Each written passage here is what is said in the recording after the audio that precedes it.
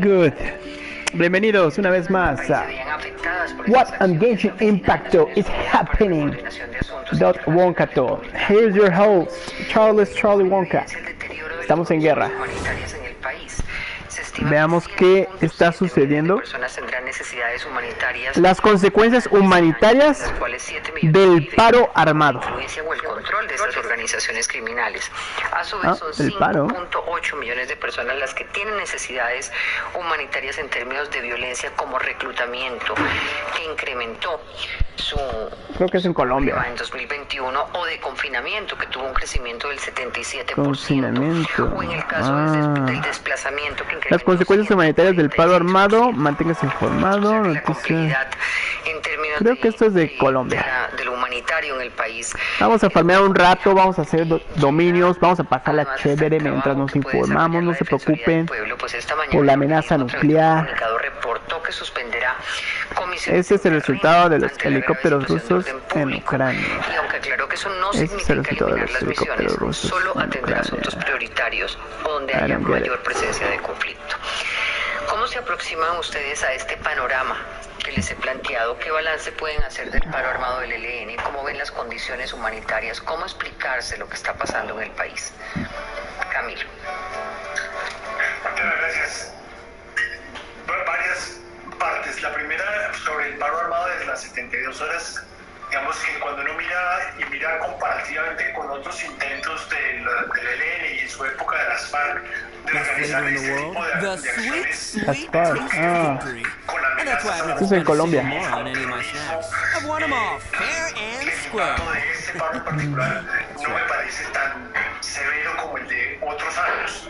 No quiero minimizar el impacto de los atentados y de los conflictos y las amenazas y la afectación de las comunidades, en particular en ciertas regiones como el Cauca, como Chocó, como el Catatumbo, en una parte de Arauca, pero cuando uno mira comparado con otros años, nuevamente uno ve una capacidad menor del ELN a pesar de todo. Eso no quiere decir que el ELN sea una amenaza menor hoy en día, como lo muestran las cifras de Naciones Unidas.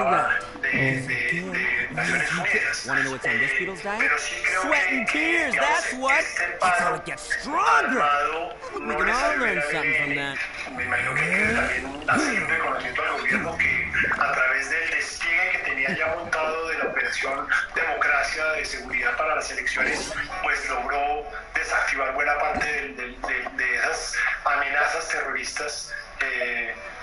Pero sí me parece que el efecto neto de los... Un momento. France. Let's take a look to our friend list. Let's see how it's going. Oh, not so bad, Illinois. Well, this hour in the news is I want to see Mario Kike, los expertos no saben nada. Épocas anteriores a la firma del acuerdo de paz, otro momento histórico, como que es un reversazo en la cabeza a otras circunstancias y a otra época en la cual el conflicto armado estaba muy bien. 16 municipios afectados, y pues la Chocó, Casanare, Arauca, las mismas, prácticamente desde diciembre, porque digamos a pesar de un paro armado, pero pues Arauca y el Catatumbo han estado exactamente igual desde diciembre y enero. Pues es muy doloroso y yo creo que refleja, digamos, sigue reflejando ese diagnóstico.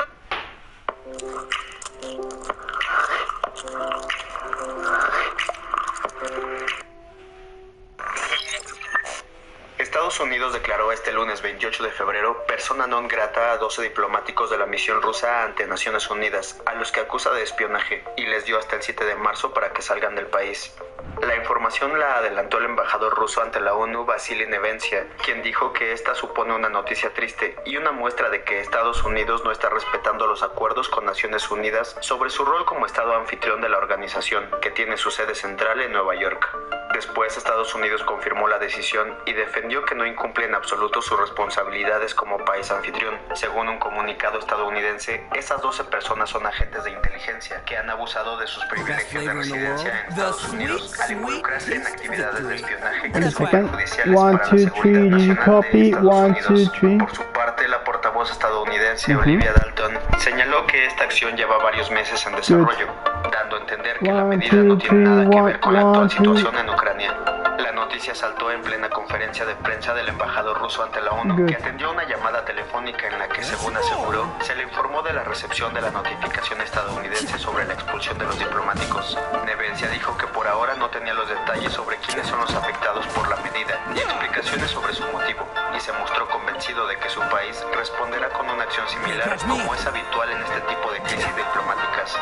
En respuesta a las preguntas de los periodistas, el diplomático volvió a culpar a las autoridades de Kiev por el conflicto e insistió en que en Ucrania no hay una guerra, sino una operación especial rusa que busca una desmilitarización y desnazificación del país.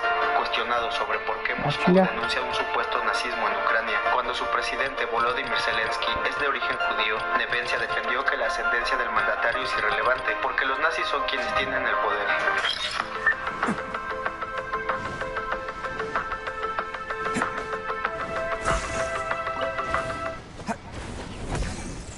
It is absurd. I think it is absurd. It has no sense. We were listening to our friend. Listo. Muy bien, muy bien, muy bien, muy bien. Ya estamos del mundo, de qué tan cerca estamos del final de los tiempos. Bien. Y dice...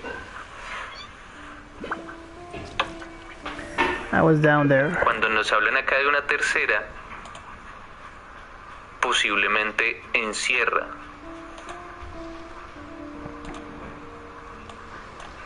Dicho, amenaza nuclear. No breakthrough at Ukraine-Russia toll. Muy raro, los pájaros cayéndose, que también tiene que ver mucho con el 5G, pero ahí realmente el 5G creo que no jugaba mucho. 7 hours. Y aquí entonces 5 hours, 3 hours. Esta parte de Let's listen to Today's Ukraine. Ukraine and Russia have ended their first talks since war broke out 5 days ago without any breakthrough. A Ukrainian delegate says the negotiations were difficult. And the meeting was held in Belarus, close to the Ukrainian border. The talks began later than planned and lasted 6 hours, but despite Ukraine's hopes for a ceasefire and a Russian withdrawal, there was no agreement. And major cities, including the capital, Kiev, are still holding out, but there's no let-up in the fighting. Our next report takes you to Ukraine, but a warning that it does contain disturbing images. The brutality of this conflict, in plain sight. Medics say that people here were injured as Russian troops shelled the port city of Mariupol. One of them, a 6-year-old girl, doesn't make it. Yet another pointless loss of life. Russia says it's not targeting civilians. But pictures such as these, which Ukraine says is a residential building in flames in the northern town of Chernihiv, seem to disprove that claim. As do these satellite images showing craters caused by Russian artillery fire near residential areas in the city of Kharkiv in the east. Ukrainians say they will do all it takes to defend their country. As civilians learn how to become soldiers, Ukraine's foreign minister makes clear the extent of his resolve, that they will never give up. He also has this appeal to people in Russia. I would like to address the citizens of the Russian Federation. Look what Vladimir Putin turned your country, your big country, into. He declared an invasive war against Ukraine. He sent here your sons, husbands, to kill Ukrainians, capture our land, destroy our cities. Ukrainians did not want this war, but they will fight for their land and their homes. Yeah. Back in Mariupol, residents are sheltering from the fighting in an underground gym. Many have been here for 5 days. Despite what is happening outside, some are trying to be optimistic. There's hope for peace negotiations, because everyone wants peace, and some kind of result so that civilians aren't being killed. We're the majority here. For now, though, there is no peace. And this is the new reality for the millions of Ukrainians who just last week were leading normal lives. Some of the heaviest fighting has been in Ukraine's second largest city, Kharkiv. Ukrainian authorities say dozens of people were killed and hundreds injured when Russian forces fired on residential areas. The Emergencies Ministry released this footage showing flames and thick plumes of smoke rising from apartment blocks. Authorities say the casualties could be higher if the damage from Monday's shelling of residential areas is still being assessed. I want to bring in Yevgeny Varva. He is a Ukrainian musician, also known as Zekar Koshma. He has fled Kharkiv and is now on the other side of the country in Lviv. And I want to welcome him to DW News and thank him very much for joining us. So you have fled across the country, but you still have many contacts who are in Kharkiv. What are they telling you about what they are experiencing there? Well, first of all, I would like to thank you for inviting me to the show. I just had a conversation with my guitar player who actually is still staying in Kharkiv. Today's news, we have several districts in Kharkiv completely destroyed. We have high-rises brought down. We have numerous people killed. They went to get some food, they went to get some medicine, but they were staying in lines. Of course, there's a big shortage in supplies for civilians, of course, so we have lines. So at that very moment, Russia committed what they committed. So you have managed to escape that situation from there. Can I ask you how you personally made it to Lviv? I made it by car. We live in the center of the city. Me and my wife woke up at 4:30 in the morning from explosions and sounds of explosions, and we did see that with our own eyes. And then I have today's Ukraine.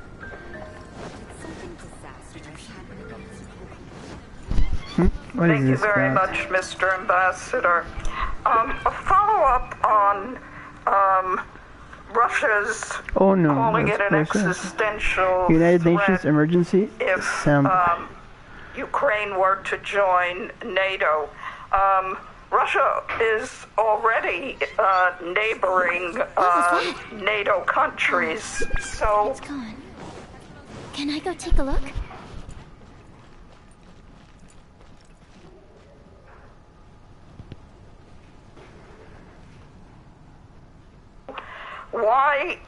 Why would Ukraine becoming another NATO country make it more of an existential threat than it already is in your eyes? Welcome to the Adventurers Guild. Secondly,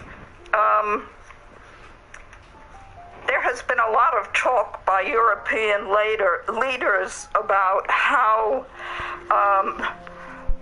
Russia's invasion, aggression on Ukraine is going to change.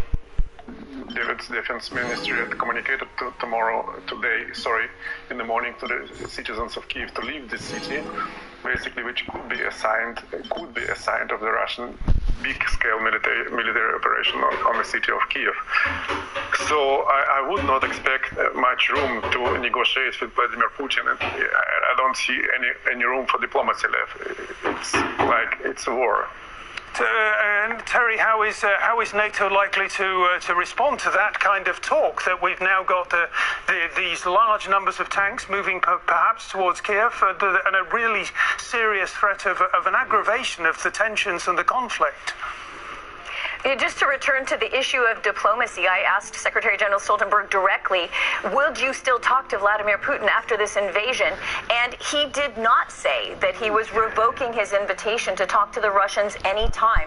I think that they're going to leave open the option, the only reasonable option for ending the conflict, of dialogue. And you'll also note that the European Union, in the sanctions it placed directly on President Putin and on Foreign Minister Lavrov, it did not impose a travel ban on them because they want them to be able to come and talk. They want people to be able to go and talk to them.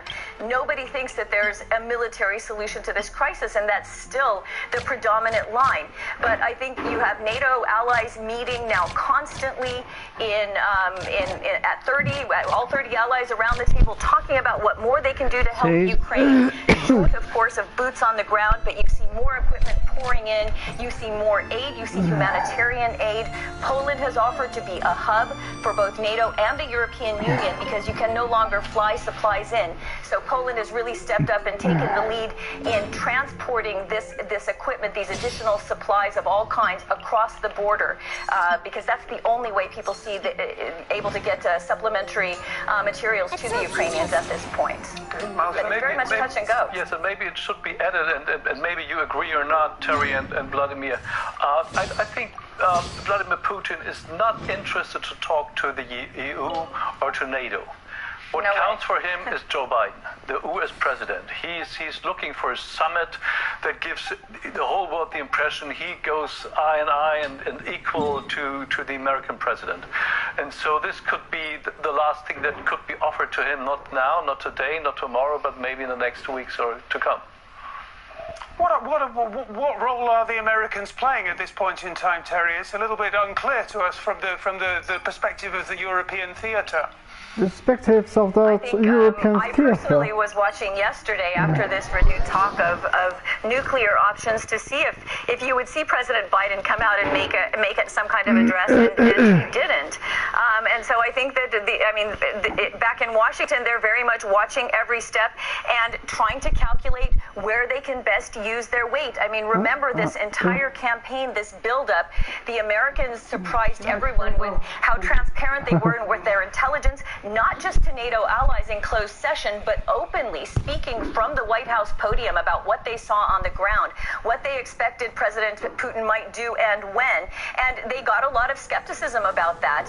In fact, they may not have had the dates exactly right, but what they warned about did come to pass. And when you talk to people at NATO behind the scenes, they are very appreciative. I mean, there was some skepticism about U.S. intelligence and this strategy of sort of telling everything that you know. But in the end, allies have been appreciative that they didn't feel like the Americans were going this alone. And I think that's why you don't see a lot of unilateral American actions right now. But surely the people with all the intelligence on the ground, and they're watching this minute by minute, they're making a plan. We just don't know what it is yet. Interesting. They're making a plan, but we don't know what it is like. Let's shift the focus from that, come back to Germany and talk about remarkable scenes yesterday over the last 24 hours in the German parliament and on the streets of the German capital, Malta. It was one of the most symbol-laden days I can think about for the last years. I mean, I attended this demonstration between the Brandenburg Gate and the column of Victory. It was huge. It was more than 100,000 people, and they paraded towards the Soviet Army memorial. Yeah. In the middle, in the heart of Berlin, with a huge complex with 2 tanks that arrived in Berlin on May 8th or May 7th, I don't know, and the huge Red Army soldiers standing above this, waving Ukrainian flags, and this was a sign of symbolism. Then we have the Bundestag session, when 3 things happened that were unthinkable before. I mean, the SWIFT sanctions, the 100 billion euros spending for defense, and promising for spending like more than 2% of the GDP in future for defense, and I forgot and the weapon delivery, which was a taboo in German politics for the last centuries. Okay, let's just listen to, the German leader Olaf Scholz that we're referring to here has in some quarters been accused of not appearing to be fully engaged in facing up to the challenge posed by Vladimir Putin. Now, surely, given what Malta's been saying and what we're about to hear, that can no longer quite apply. Let's listen to Olaf Scholz in his own words. Putin wants to create a Russian empire. He wants to reconfigure Europe according to his own ideas, and he does not hesitate to use military violence. We see this today in Ukraine. So we must ask ourselves what capabilities Putin's Russia has and what capabilities do we need to meet this threat today and in the future. We must invest more in the security of our country to defend our freedom and democracy. From now on, year for year, more than 2% of our GDP will be invested in defense. For most of the post-war period, Germany has essentially been a pacifist country. There's been a very strong streak of pacifism in German politics. That has now apparently all changed virtually overnight. Yes, and it's done by a coalition of the Social Democrats and Green Party, which are one of the most pacifist-oriented parties in Germany. So it might be the end of German pacifism. I'm not quite sure about that, because pacifism means that you are unwilling to fight. Germany doesn't fight. So we are still the spectators and seeing this war and try to influence it with a swift decision and things like that. But would Germans be willing to fight for that? I have many doubts about that. Terry, Germany and Germans there's been a revolution in how they perceive their own armed forces. This is a very remarkable event. And what does it mean now for Germany and Europe in the Ukraine crisis, in the Ukraine conflict?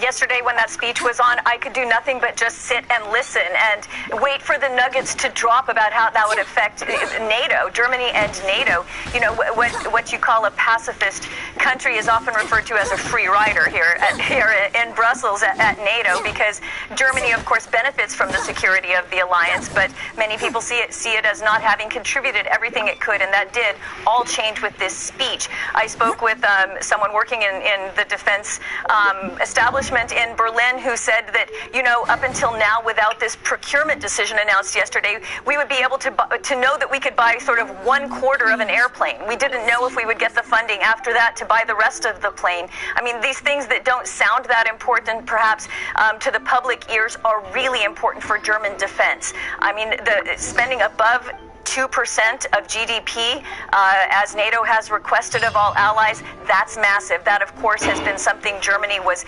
absolutely lambasted for during the Trump administration, but also in softer ways by other administrations. This is truly a sea change in Germany's role in NATO, and I think it's going to be welcomed very much by everyone there at NATO headquarters, including the Germans themselves, who are no longer going to be under the spotlight for financial reasons. Vladimir Yesipov, what do you have to say about this dramatic development that's being called a turning of the tide here in Germany? Well, the word dialogue was a mantra of German foreign politics for many weeks before the Russian invasion. It was like repeatedly mentioned in the Bundestag session, dialogue with Russia. And now we see what's happening on the ground. And all these right measures announced yesterday in the German parliament are long-term measures, financing the military spending and delivering weapons to the Ukraine, but we need to look on the ground what's happening right now in Kiev, around the Kiev and in the Ukrainian So what you're saying is Vladimir Putin is not necessarily going to be very impressed by this development at this point in time?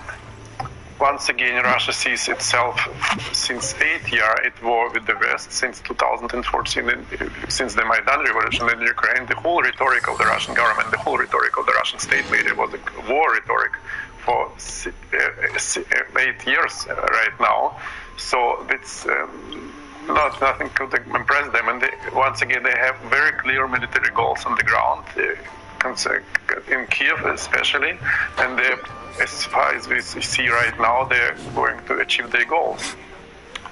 What do you think, Terry? I can see your ambivalence about that statement. Yeah, just fill me in on exactly what you're thinking there.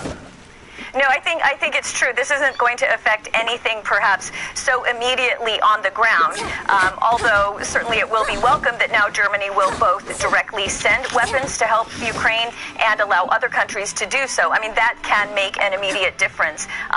It doesn't speak to whether Ukraine has a possibility to actually win this militarily. But, you know, President Putin had quite a bit of success in Germany in dividing public opinion about what the country should do. I mean, let's not even get into Gerhard Schroeder's role there, but you know, there is a division of opinion. But what Olaf Scholz did yesterday was say, as a country, we are devoting ourselves to NATO. We are devoting a lot more money to NATO. By far the largest economy in Europe. If Germany spends 2% of its GDP on defense, on its own military, that is a massive increase in capabilities available to NATO. Once again, it's just another example of how if Putin wanted a weaker NATO, if Putin wanted a NATO that pulled away from his borders, remember that Germany is there leading an enhanced forward presence in Lithuania, he has achieved now, with even more money behind it, a much stronger NATO. We're running out of time. Yes, Quick comments from Vladimir in Malta. Yeah. At the same time, Ukraine is not a member of the NATO, so putting money to the NATO is not especially saving the Ukraine. So you can send NATO with the money, with the weapons, but it will not save the Ukraine. Interesting. Yes, but the German reaction to this, which was demonstrated yesterday in the Bundestag, I mean, make it almost impossible to spread this unity between the European Union and in between NATO, because Germany was always considered to be a weak link. I mean, Putin has a special link to Germany. He was not educated, but he worked in Dresden as a KGB officer and so on. He speaks German, so he always tried to pull away Germany from the rest of Europe. And it's not just Germany, it's the Hungary, for example, as well. Orban was a close, I would say, almost friend of Putin, and he was joining the SWIFT sanction as well. Okay, I'm afraid that's where we're going to have to leave it. Thank you very, very, very much for sharing your thoughts with me. I hope we've given our viewers plenty of food for thought about the latest developments in the crisis in Ukraine. Thanks very much for joining us. For now, bye-bye and cheers.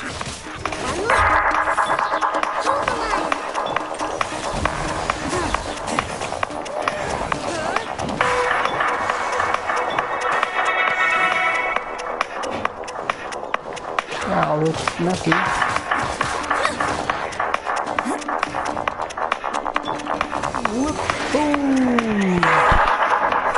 What's going on? It's a breaking. They're taking a break. So let's see this one. That involve reported deaths arising from the government's anti-illegal drug operations in the Central Luzon area. Earlier, the review panel has endorsed to the NBI 52 other cases. From this previous endorsement, 4 cases have reached actual prosecution in our courts.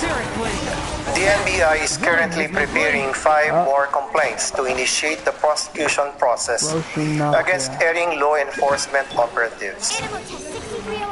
The work of the review panel has been complemented by investigations conducted by the Philippine Interagency Committee on Extralegal Killings and Forced Disappearances, Torture, and other grave violations of the right to life, liberty, and security of persons, otherwise known as the Administrative Order 35 or AO 35 mechanism.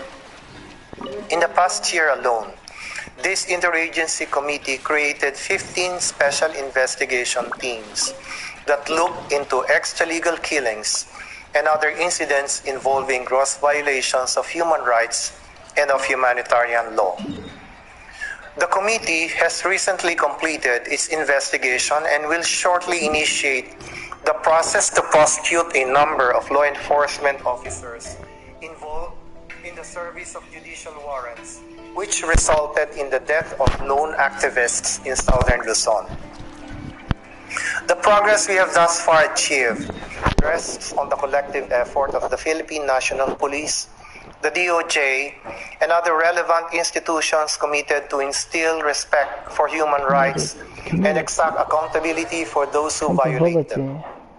This effort stands to benefit even more from our government's joint program with the UN.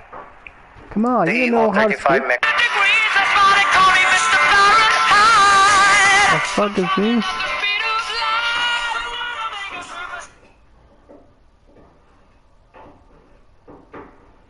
The fuck was that, man? The fuck?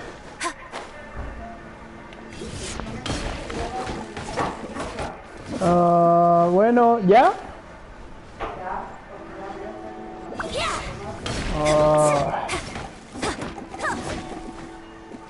A ver, espera.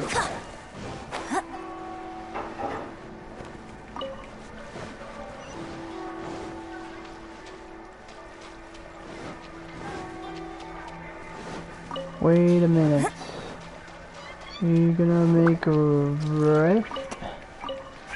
We are able to do some homework here. We have homework to be done. We have a lot of things to be done. So we're gonna start. Everybody. Observe. Bam, bam, bam. Animal test 6308.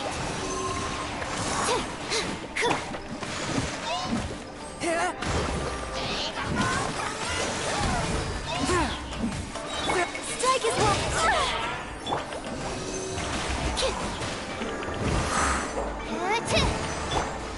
And step. Billowing surge. Rest and rebuild.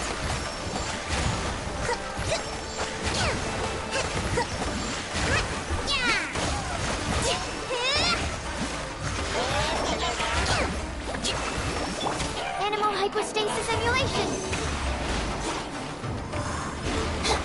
Submit for judgment. A touch of froth. Unleash. Your grand finale. Grand finale. Whoop. Absorption test. Tap. Stand clear.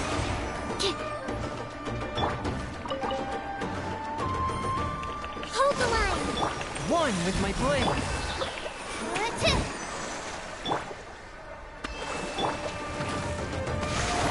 From whence you came. Absorption test. Enhanced The hell animal is that module for? 70. Flex What? up. What Observe. up? Stand clear. Tap. Good. Very impressive. So let's take a breath. Ahí voy, jefa. Ahí voy. Tengo que ayudar a mi jefa. Ahí voy. Ahí voy. Ahí voy. Espérate. Tengo que configurar varias cosas. Por ejemplo, que esto no se vaya a apagar. En 30 minutos. ¿Sale? Ahí va. Let's go. We're on air. Welcome back, everybody. Let's go. Ahí va. A ver, jefa. ¿Qué pedo? ¿Qué tengo que desmenuzar? Esta cosa no se escucha. Apenas van a empezar a hablar. Vamos a ver.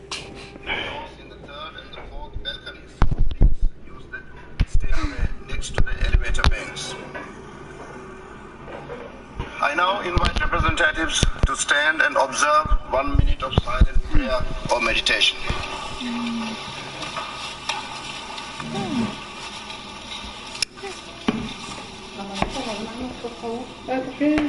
Aquí están. Esto no es, jefa. Esto no es, jefa. Vamos a las manos. Estoy cogiendo la cebolla y le voy a soltar muy bien.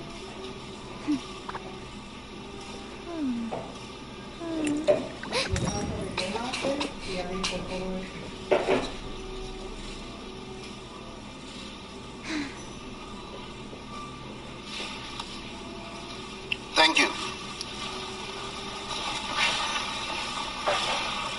I should now like to draw the Assembly's attention to Rule 63, which states, notwithstanding the provisions of any other rule and unless the General Assembly decides otherwise, the Assembly, in case of an emergency special session, shall convene in plenary meeting only and proceed directly to consider the item proposed for consideration in the request for the holding of the session. Without previous reference to the General Committee or to any other committee. The President and Vice Presidents for such emergency special sessions shall be, respectively, the Chairman of those delegations from which were elected the President and Vice Presidents of the previous session. I shall repeat the first part of that rule. notwithstanding the provisions of any other rule and unless the General Assembly decides otherwise. If there is no objection, I shall take that the General Assembly will proceed accordingly. It is so decided. ¿Qué tan finito lo quieres? Next, I should like, in keeping with established practice, to invite the attention of the General Assembly to document A/ES-11/3 containing Article 19 of the Charter. May I take it that the Assembly duly takes note of the information contained in this document. It is so decided. In that connection, may I further take it that it is the wish of the General Assembly to follow the provisions of Resolution 76/2 of 11 October 2021, by which the Comoros, Sao Tome and Principe and Somalia are permitted to vote in the General Assembly until the end of its 76th session, and to also adopt these member states to vote at the 11th Emergency Special Session. It is so decided. We shall now proceed with the appointment of the members of the Credentials Committee. Rule 28 of the Rules of Procedure provides that the General Assembly, at the beginning of each session, shall appoint on the proposal of the President a Credentials Committee consisting of 9 members. In accordance with precedents, the Credentials Committee of the 11th Emergency Special Session should have the same membership as that of the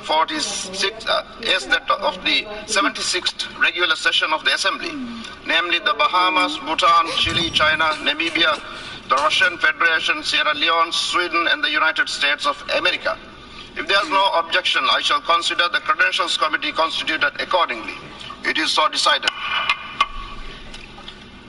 I now invite the Assembly to turn its attention to sub-item B of item 3 of the provisional agenda, entitled Report of the Credentials Committee. As proposed in the letter from the President of the General Assembly dated 27th February 2022, in light of the urgency of the matter to be considered, it is recommended that the Assembly accept the credentials approved for the 76th regular session for the purposes of the 11th Emergency Special Session. In this regard, I recall that the Credentials Committee of the 76th regular session accepted the credentials of the representatives of all member states at its meeting held on 1st December 2021, and the General Assembly approved the report of the Credentials Committee by its resolution 76/15 of 6th December 2021. This would be without prejudice to the right of member states to submit separate credentials with respect to the 11th Emergency Special Session, and would not set a precedent for future sessions. I hear no objection. May I take it that it is the wish of the Assembly to accept the credentials approved for the 76th regular session for the purpose of the 11th Emergency Special Session on an exceptional basis and without setting a precedent. It is so decided. We now turn to the adoption of the agenda. The provisional agenda of the 11th Emergency Special Session is contained in document A/ES-11/2. May I take it that the Assembly wishes to adopt the agenda as it appears in document A/ES-11/2. It is so decided. It is all decided.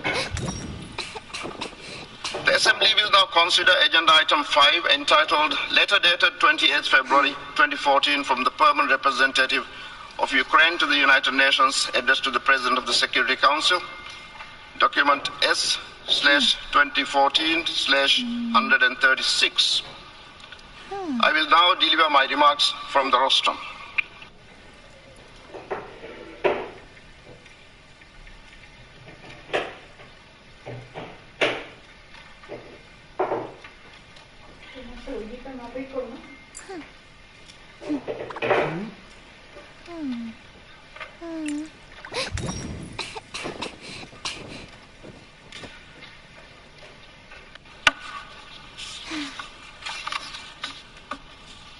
His Excellency Antonio Guterres, Secretary General of the United Nations, Excellencies, distinguished delegates. We are all gravely concerned about the fast deteriorating situation and ongoing military action in Ukraine. As I emphasized last week, the military offensive by the Russian Federation is a violation of the territorial integrity and sovereignty of Ukraine and is inconsistent with the Charter of the United Nations. Today I renew my call for an immediate ceasefire, for all parties to exercise maximum restraint, and for a full return to diplomacy and dialogue.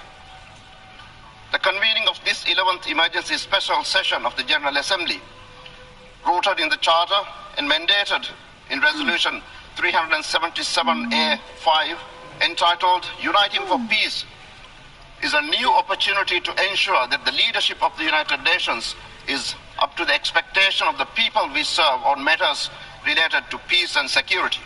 It is imperative that we act on behalf of the women, children, and men caught in the crossfire. It is imperative that we pursue all available channels to contain the situation, to de-escalate tension, and to seek peaceful resolution in accordance with international law and the principles of the United Nations Charter. I welcome the announcement by the Secretary General on Friday that 20 million from the Central Emergency Response Fund will be allocated to the humanitarian crisis in Ukraine. The humanitarian consequences on civilian population, in particular women, children, the elderly, and other vulnerable groups, will be devastating. The mass exodus of refugees, including foreign nationals, numbering over 500,000 from Ukraine to the eastern edge of the European Union, has showed no signs of stopping. Checkpoints at the borders of Poland, Hungary, Slovakia, Romania, and the non-EU members Moldova have turned into choke points. I encourage member states to support humanitarian initiatives as they become available.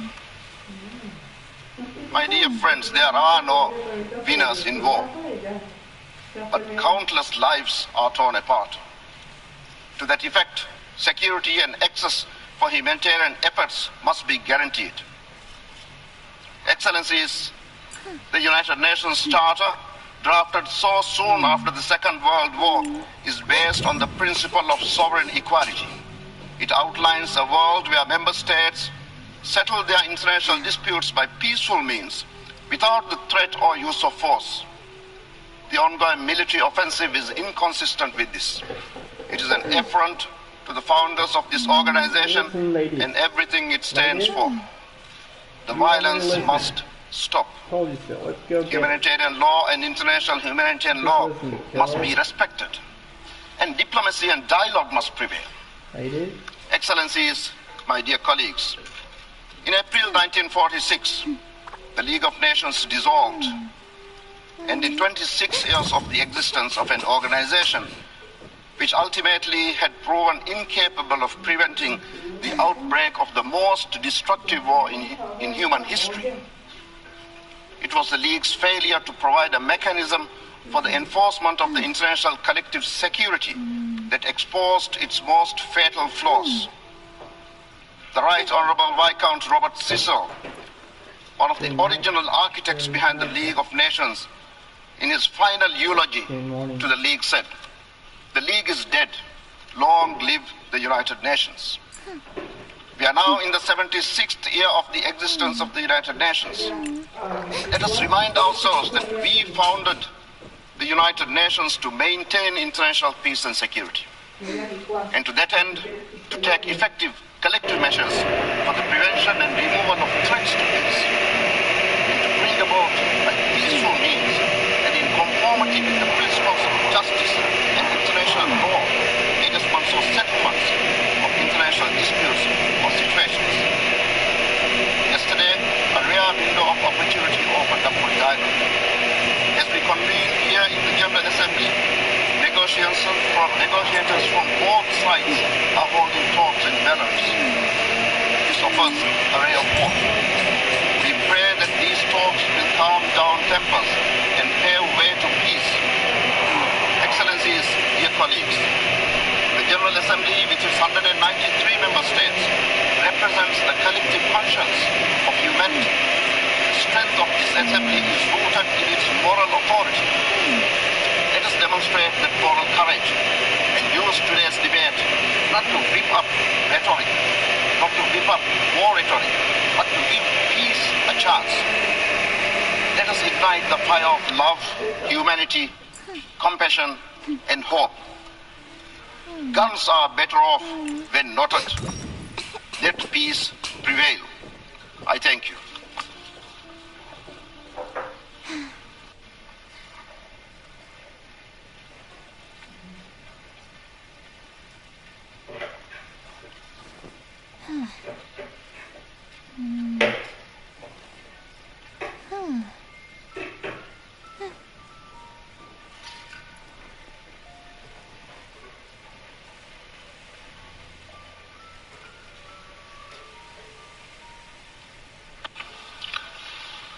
I now give the floor to the Secretary General of the United Nations, His Excellency Antonio Guterres.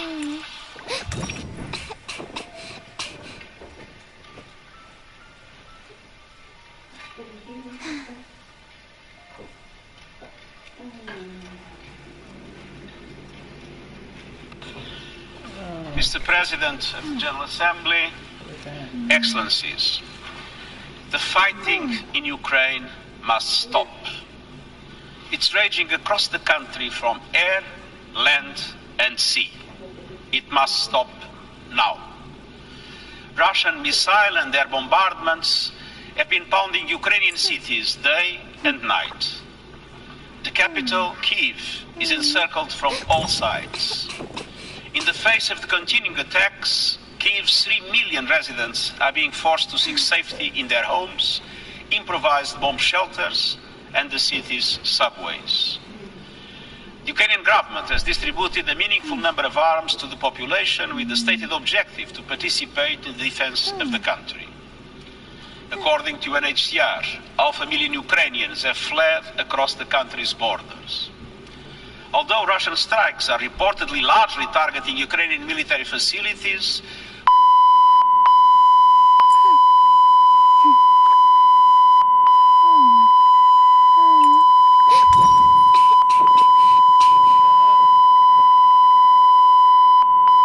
children is totally unacceptable.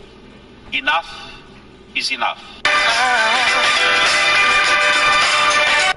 And leaders need to move to peace. Civilians must be protected. International humanitarian and human rights law must be upheld. The sovereignty, independence, and territorial integrity of Ukraine within its international recognized borders must be respected in line with General Assembly resolutions. Mr. President, we are facing a tragedy for Ukraine, but also a major regional crisis with potentially disastrous implications for us all. Yesterday, Russian nuclear forces were put on high alert. This is a chilling development. The mere idea of a nuclear conflict is simply inconceivable. Nothing can justify the use of nuclear weapons. Mr. President, we face what could easily become Europe's worst humanitarian and refugee crisis in decades, with the numbers of refugees and internally displaced multiplying by the minute. I am grateful for the compassion, generosity and solidarity of Ukraine's neighbors who are taking in those seeking safety. It is important that this solidarity is extended without any discrimination based on race, religion, or ethnicity. The neighboring countries will need all our support in the days and weeks to come. The United Nations will continue to assist with these efforts. Mr. President, on Saturday, I spoke with President Zelensky and assured him that the United Nations would not abandon the Ukrainian people and conveyed our determination to enhance humanitarian assistance. Even before the events of the past week, the UN was providing some 3 million people on both sides of the contact line with humanitarian assistance. The United Nations is now working 24/7 to access humanitarian needs and scale up the delivery of life-saving support to many more people desperate for protection and shelter, particularly women and children, elderly people, and those with disabilities. We are fully committed to staying and delivering for everyone affected by this deadly conflict across the country. Some of our personnel are expanding existing programs, and others are preparing new operations to get help to those who need it fast. I want to highlight 3 concrete actions. First, I've allocated $20 million from the Central Emergency Response Fund to support emergency operations along the contact line in the eastern oblasts of Donetsk and Luhansk and in other parts of the country. These will allow us to help more vulnerable people get the basics, shelter, food, water and health care as soon as possible. Second, I've appointed Amin Awad as the UN Crisis Coordinator for Ukraine. He will liaise with the government and with all relevant actors on the ground, supported by the resident and humanitarian coordinator and the UN country team. At the same time, we are bringing together partners in and outside the country and surging personnel into the country. Third, tomorrow we will launch 2 coordinated emergency appeals for Ukraine and the region. One that addresses escalating humanitarian needs inside the country, including rising internal displacement, and another that responds to the needs of people crossing international borders to seek refuge in countries neighboring Ukraine.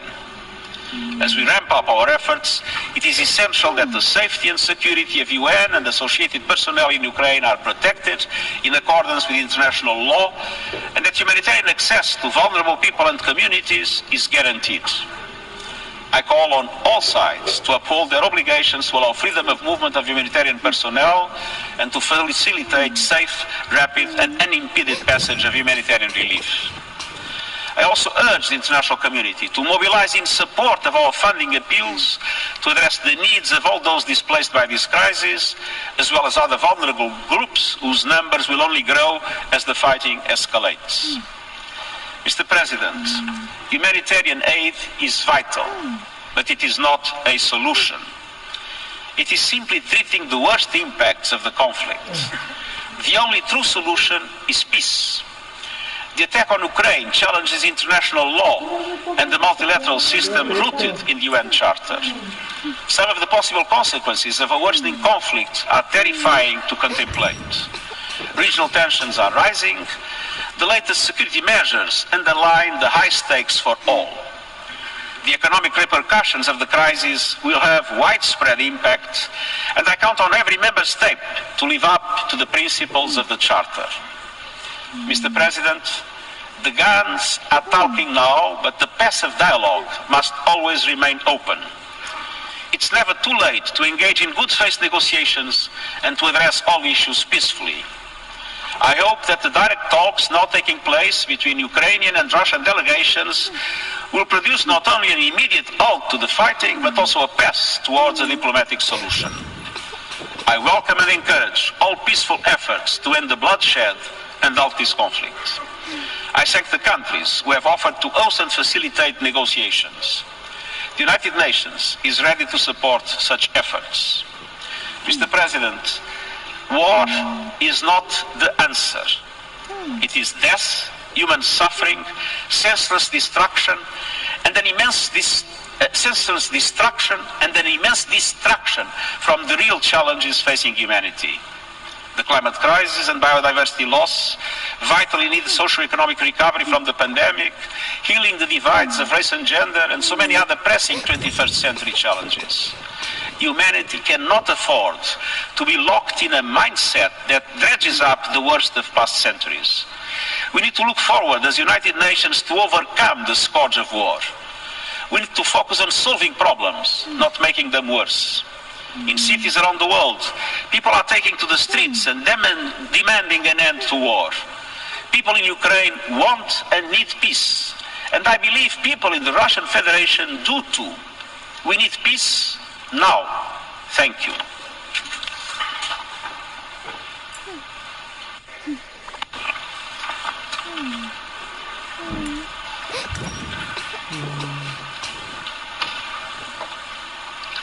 I thank the Secretary General for his statement.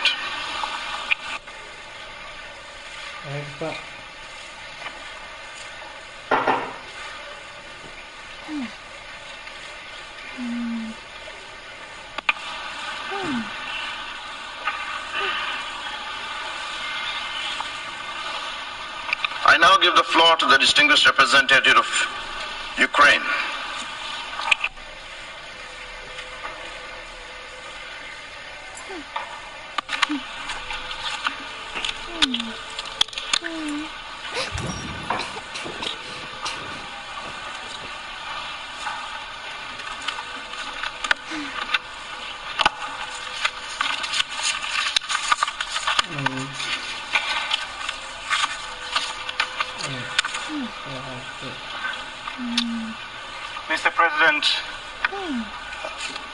President, Secretary General. For the first time since the United Nations was born, there is a full-fledged war in the center of Europe. Everyone in this hall and everyone in the world knows that Russia, and Russia alone, started this invasion now facilitated by Belarus. This war was not provoked. It was chosen by someone who is right now sitting in the bunker. We know what happened with the person who sat in the bunker in Berlin in May 1945.